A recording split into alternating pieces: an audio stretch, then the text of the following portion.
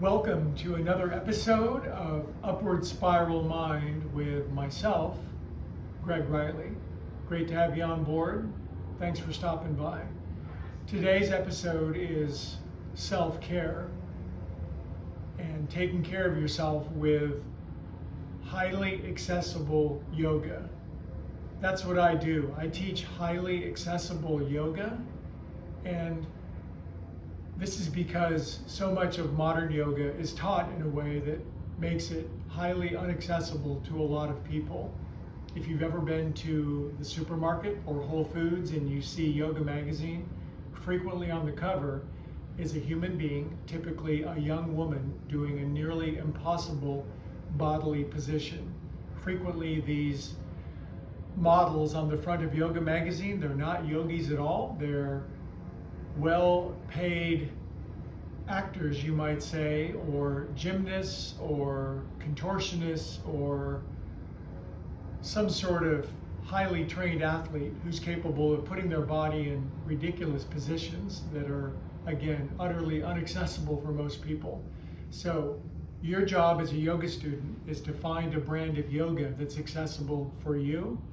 My job as a yoga teacher is to deliver a brand of yoga that's accessible for a wide swath of humanity. And there's a natural gravity. When the teacher is ready, the student appears, and when the student is ready, the teacher appears. So if you appeared in this class, I hope that you find this brand of yoga accessible to your current capacity. And that means it meets you right where you're at. It takes you from what you're able to do now and moves you to a greater and greater ability and capacity. So let's get going. That's a lot of talking. Let's do some doing. Next thing I want to say about today's class, and when it comes to self-care, is that I don't want you to gain more information or improve your mind. I want you to lose your mind. I want you to lose your marbles in my class. This is exactly when my cat shows up, because she understands that in stream of consciousness, it's not a rational or logical thing. It's an experience that we're looking to have together. Anytime two or more are gathered, something happens in experience that doesn't happen when we're just rumbling around inside of our own head, stringing together one incoherent, disconnected thought from the next. So here comes experience. Shoulders, 1, 2. Today's class will be approximately 15 minutes of a host of movements to take us through our range of motion. 6, 7, 8. Other way. Polish your knees while you take your shoulders around. My job is to deliver a message within the container of movements that we do. So there will be a stream of consciousness delivered along with a carefully sequenced menu of movements. Good job. Now, take your hands, lace them together. Take your thumbs and draw them down your sternocleidomastoids, the big muscles on the side of your neck. You want to avoid going too far in. That's your carotid artery, and that will definitely deliver an altered state of consciousness. Go wide on your neck. 6, 7, 8. Good. Now take your opposable thumbs. These are important. Dolphins, as smart as they are wildly jealous of our opposable thumbs. Take them underneath the corner of your jaw. There should be a soft little place to poke in there. Relax your face into your hands. Massage in and around with your thumbs underneath that corner of your jaw. It may be a slightly provocative or stimulating space. Just dig around. If your thumbs touch, you've gone too far. Now that is sufficient. Good. Now, take your right fingertips onto the back corner of your head, and I just happen to have a corner of my head. Tilt your head to the right, drop your chin down, close your eyes, relax your shoulders, settle into this experience. There's nowhere to go, there's nothing to do, you found a teacher who delivers to you movements that you find that you can do, and this will build an overall sense of calm and confidence. Relax your mouth. Don't pull or tug, just the weight of your arm will apply just the right amount of gravity to the left side of your neck. Good, now click your head back up. Ding. Left fingers back right corner of your skull, tilt left. Drop your chin a few degrees. You'll feel this from the base of the right side of the back of your skull all the way down to your lower right back. This involves your levator scapula, a big, tight, cord-like muscle that connects your skull to your upper back and is just tight as a boiled owl for many people. Remember, you found a teacher that's going to take you from where you're currently capable to some new range of motion, and my job, deliver that which is doable for you without having to think at all. Good, click your head back up. Good job. Now drop your chin, take your head around 6 times. You may hear some crunching and cracking, and actually it's good that you do. This is creating movement in your cervical spine very close to your eardrums, so it's actually would be more troublesome if you didn't hear something than if you did. 6, other way. 1, 2, by delivering a continuous stream of consciousness. I'm talking you out of the conversation inside of your own head. This will deliver space. Good, now relax your head down, close your eyes. Feel down into your tummy. We have a gut brain that has as many neurons as our head brain. And in many cases, our gut brain is more intuitive, more truthful, and more connected than our head brain, which is demonstrably capable of falsehood, lying, if you will. Good. Now, bring your head back up. Switch the cross of your legs. Again, if you can't sit on the floor with your legs crossed, you can put a blanket underneath your rear end. And if you literally cannot sit on the floor with your legs crossed, you'll need to find a different teacher. But the broad swath of humanity can at least sit with their legs crossed. Even if your knees are up and your spine is back, you can lean back on your hands. And for the purpose of what I teach, this is sufficient. Meet the practice where you can. Now, do you have any capacity whatsoever to lean forward in a forward fold? This is not the class where everybody comes down and puts their head on the floor with their legs in lotus pose. This is the class for everybody else who can just lean forward a little bit, drop their chin, relax their shoulders, spread their hands, and lose their mind. Find your breath. It's always there. And our modern brain has learned to turn off paying any attention whatsoever to breathing. Isn't that wonderful? If we had to pay attention to breath, we'd be in big trouble. We would not have evolved at all. But you can bring your attention back to your breathing. Just watch it go in and out. And if you can do that, that is a major milestone in your journey to enlightenment, just to be able to find your breath. Inhale, come up. Switch the cross. So are you with me so far? Do you realize we've already done probably 7 to 8 minutes of yoga together?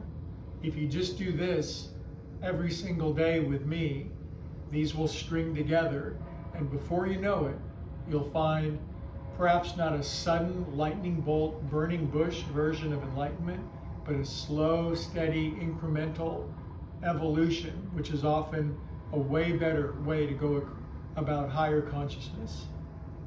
Now, another thing we're going to do that you may find interesting valuable, confronting, alien, unusual, is we're going to chant. We're going to chant the ancient mantra Om. I could do an hour talk on what Om does, but it would be better just to do it. I'm way more into eating the food than I am into reading the menu. Now remember, where you're at, you can chant Om, hopefully without any repercussions, with immunity and impunity. And if somebody is in your house that doesn't want you to chant Om, do it anyway.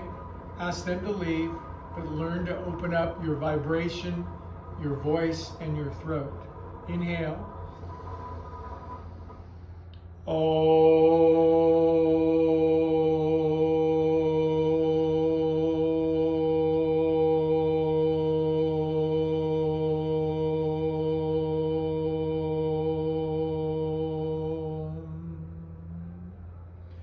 The benefits of oming are incalculably vast. There's so many of them, but just know if you do it, you're beginning to open up your vibrational capacity.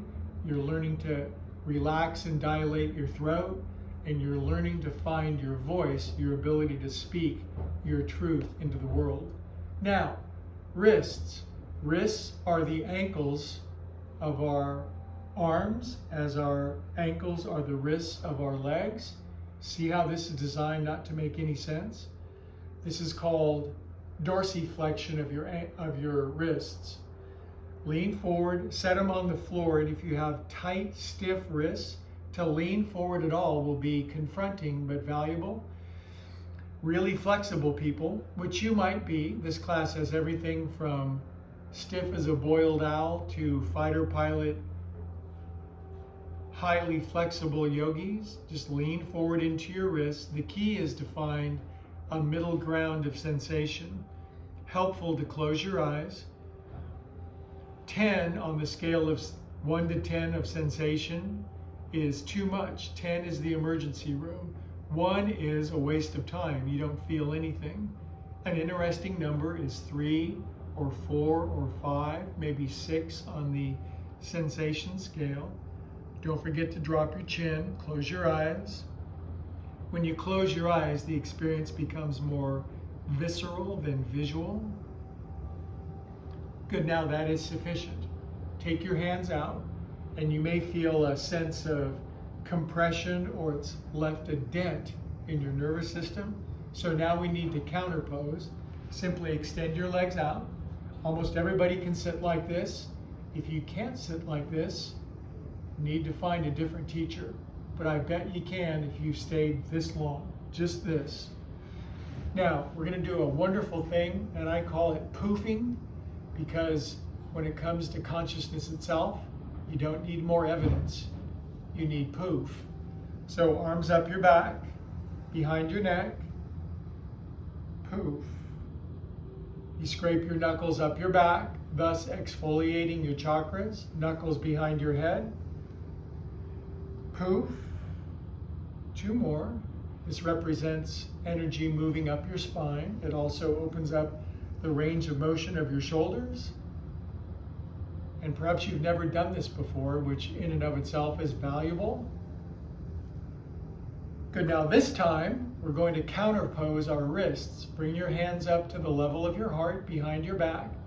Try to pack the back of your wrists in your armpits. Poultry in motion, chicken wings. Can you get your elbows inside your knees? If you can't, you're still doing great. You just stay here and kind of move your elbows around. If you find yourself capable of getting your elbows in your wrists, you may say to yourself, I've never done this before. That's a good thing. Then you just try to squeeze your knees in together, drop your chin, close your eyes.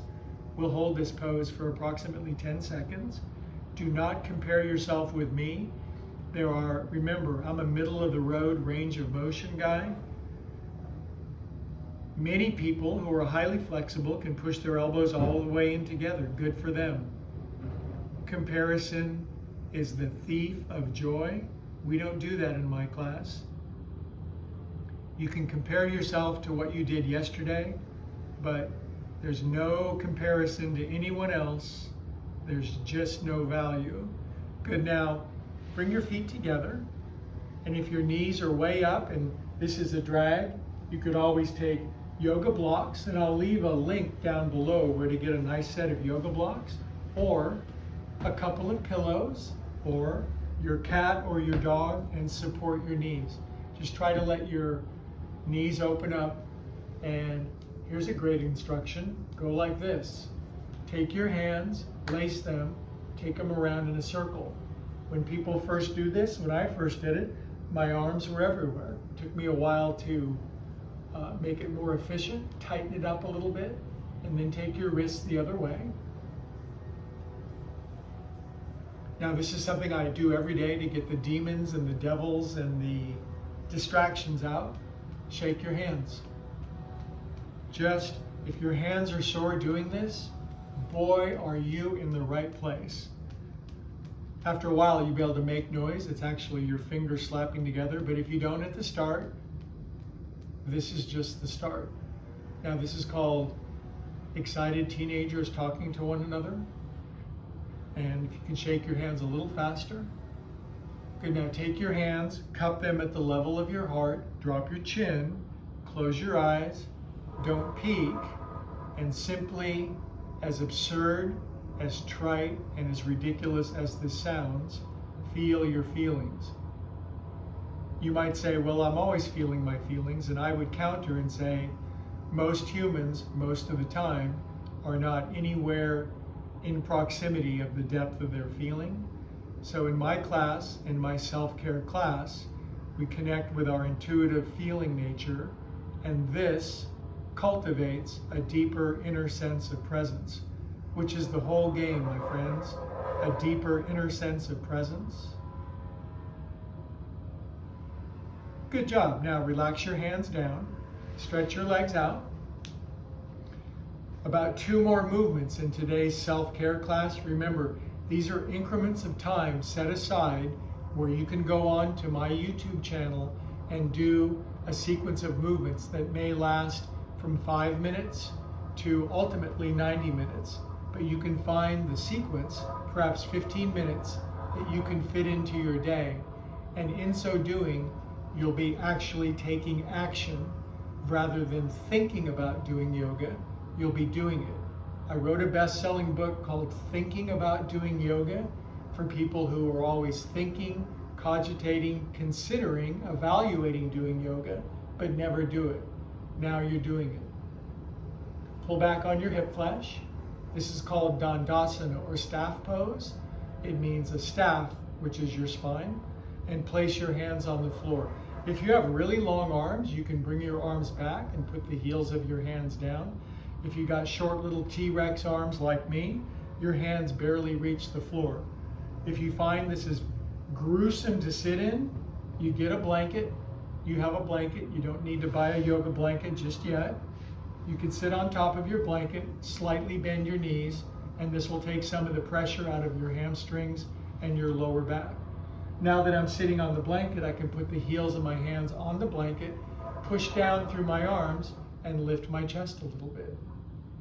Do you realize we haven't done one cartwheel or one backflip, but we have done good human range of motion, and this is the key. Find a teacher who teaches what you can do. And if you stayed this long, I may very well be that teacher. Stretch your toes open like members of a police lineup. Good. Now what have you done here? You've opened up the back of your body, you've stretched your spine, you've stretched your hamstrings, and you've firmed yourself and developed a capacity to both relax and firm within this practice. Now, take your right ankle over your left knee. This will be our last movement for today. Now, see this left shin sticking out? You may be at the phase of your development where this shin will not fold in. If that's the case, don't fold it in. No compound fractures in my class.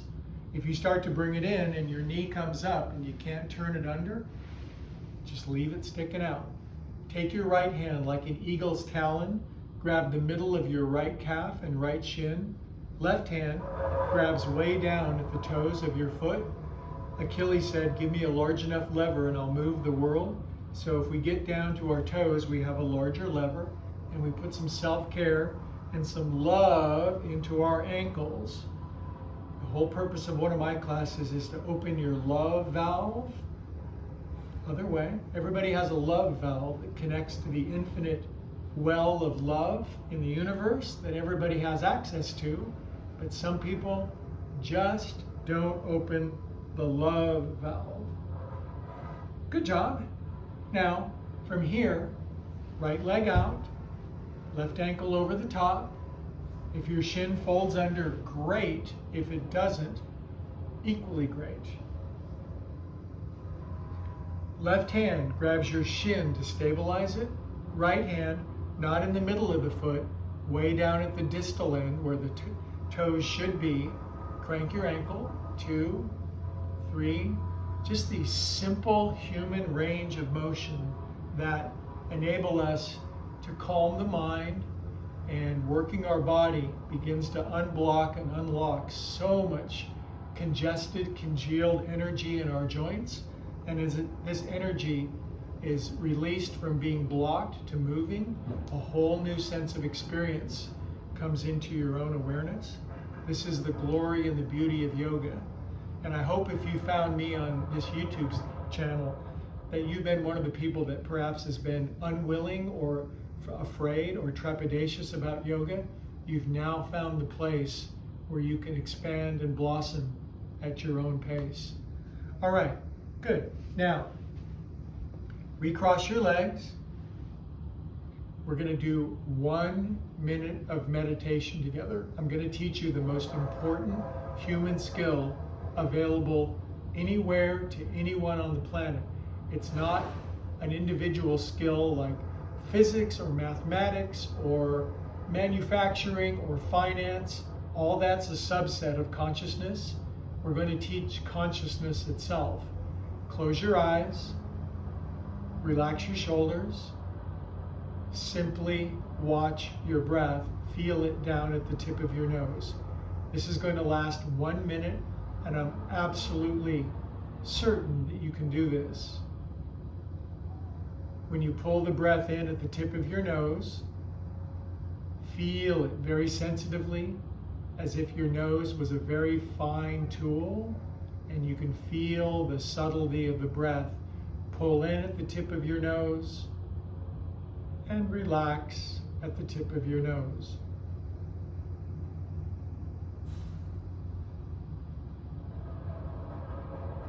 Now we're going to add a very simple breath count, which is going to distract us from the movement of our mind. Exhale all the air out. Inhale, 1, 2, 3. Release, 1, 2, 3, 4. You did it. Inhale, 1, 2, 3. Release, 1, 2, 3, 4. Now try it on your own. 3 counts in, 4 counts out. And if you lose the count, welcome to being a human. Simply come back to the count.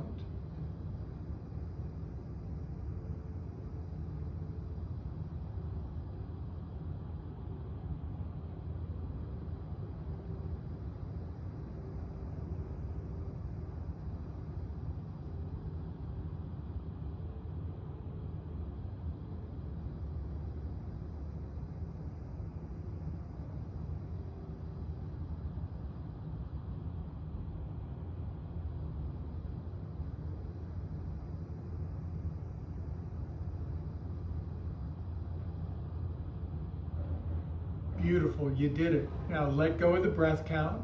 Return to so-called normal breathing. Pay no attention to it. Let yourself be breathed by whatever mysterious force breathes you when you're not paying attention. Keep your eyes closed for just a moment and simply experience itself. Be aware of awareness itself. Feel your feelings, breathe your breath, or as I like to say, breathe what you feel what you breathe. This is our beginning foray into the depths of our inner world.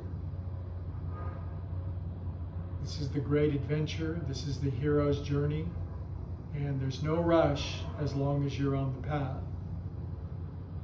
Now, in a moment, we're going to take a very large inhalation encompassing everything that we're feeling, the totality of our life up to this point. We're going to chant the longest Om that we can without strain, and then we'll do a rest period. Big inhale.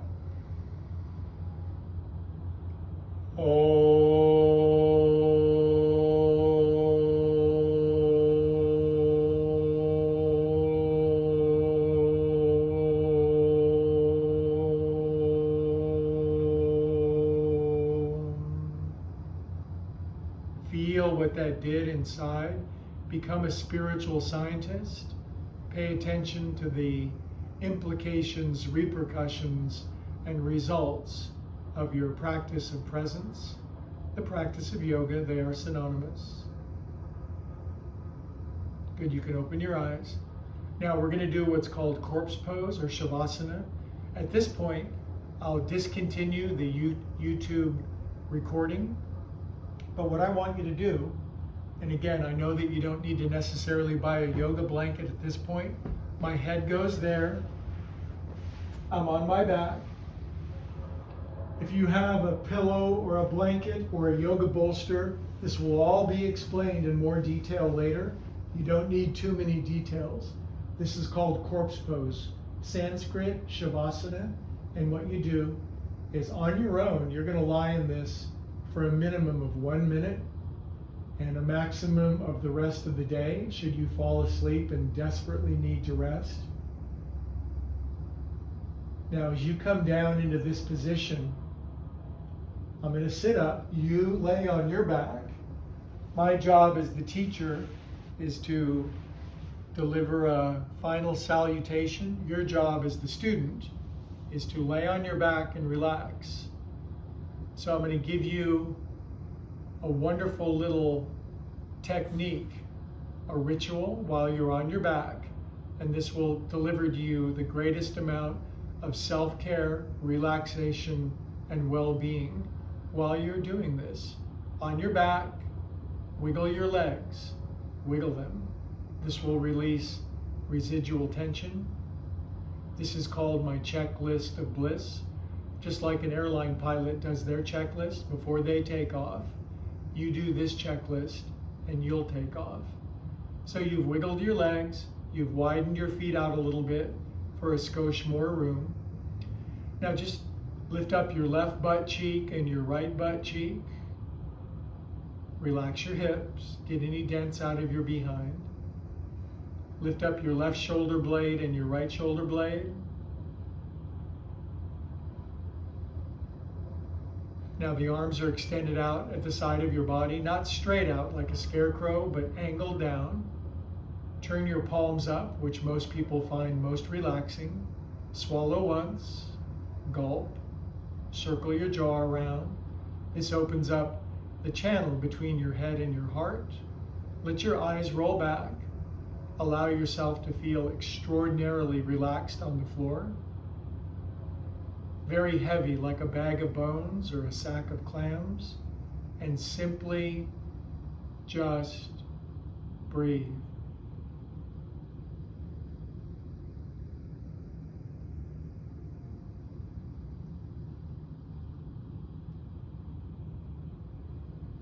Now, I wish to not interfere with your finishing relaxation pose. Please continue it for the duration of time that is best for you.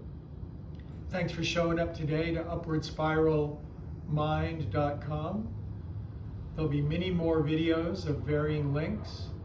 Please subscribe and you'll receive notifications of the new videos always being updated.